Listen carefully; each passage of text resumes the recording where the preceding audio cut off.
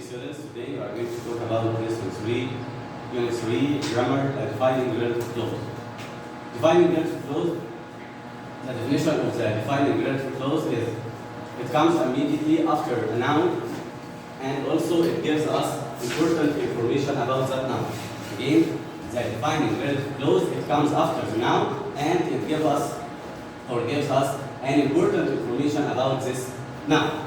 Number one, he is a doctor. But which doctor? Let's see, he is a doctor who helped my grandmother. So, who helped my grandmother is a defining relative clause. Again, he is a doctor who helped my grandmother. Who helped my grandmother is a defining relative clause. It comes after the noun and it gives us an important information about this noun. Number two, the man who told me about the place was old. Number two, the same sentence. I met the man who told me about the place. So, who told me about the place is the defining relative clause, and the man who told me about the place, the same sentence. But it can be in the middle of the sentence or at the end of the sentence. Let's see what are the relative pronouns. As we know, relative pronouns are who, which, where, whose, and when. So, let's see who talks about people. Number two, which comes with things and animals, where comes with places, and whose indicates the possession.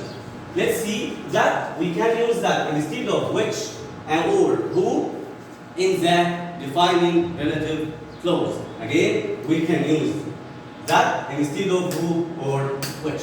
Let's see, number one, who. We said that who talks about people. Number one, this is my friend, he scored the goal. Again, this is my friend, he scored the goal. We will see the next or the second sentence. The pronoun in the second sentence, he refers to the friend. So we will omit he and we will use who. So the right answer is, this is my friend who scored the goal.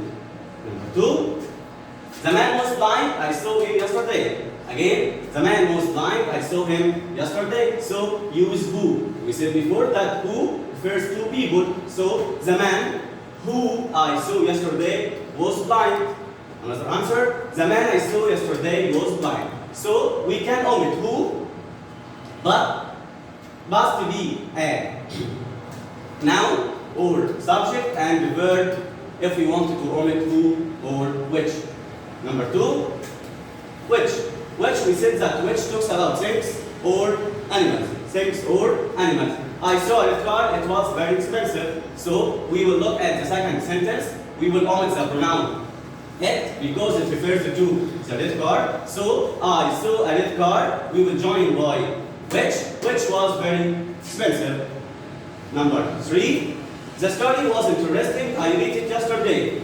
Again, the story was interesting. I read it yesterday. We will look to the second sentence. I read it here, object. So we will omit it and we will use which. The story I read yesterday was interesting. We omit the word which because it talks about object. Object, yes. Or the story which I read yesterday was interesting. After that, where the hospital is enormous. My sister worked there. We said that where talks about places. So there refers to the hospital. So the hospital where my sister works is enormous. After that, we stayed at a hotel. It was extremely comfortable. So the hotel where, because the hotel is a place, the hotel where we stayed was extremely comfortable. Whose? I saw a man, his car was stolen. We will omit his. So, I saw a man whose car was stolen. Okay? Mrs. Smith is the teacher. Her mom knows my grandmother. Grandmother, yes. Mrs. Smith, whose mom knows my grandmother, is the teacher.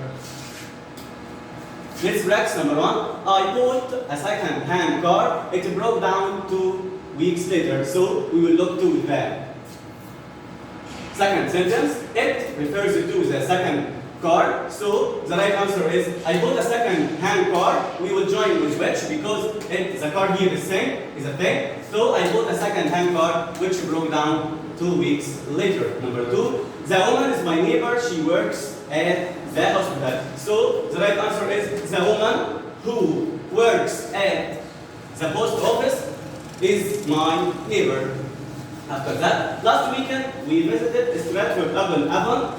Shakespeare lived there. We said that where talks about places, so we will omit there. So the right answer is last week we visited Stratford upon Avon where Shakespeare lived. The last one, my grandfather has just retired. He was 65 last week. So the right answer here is my grandfather retired when he was 65. That's all. Thank you and goodbye.